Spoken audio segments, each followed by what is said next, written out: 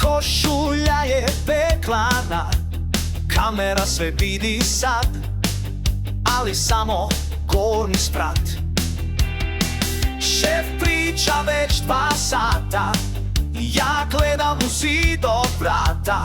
Mikrofon je isključen, vičem kao ludi pun.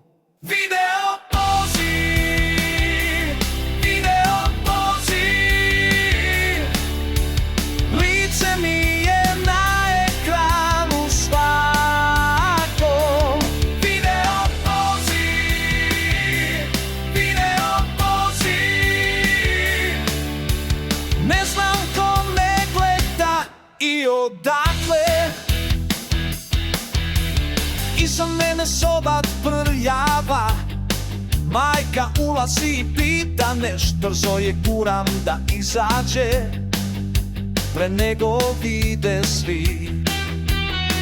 Kažu da je moderna ova rabota od kuće, al ne mogu da pobegnem nikad spavati.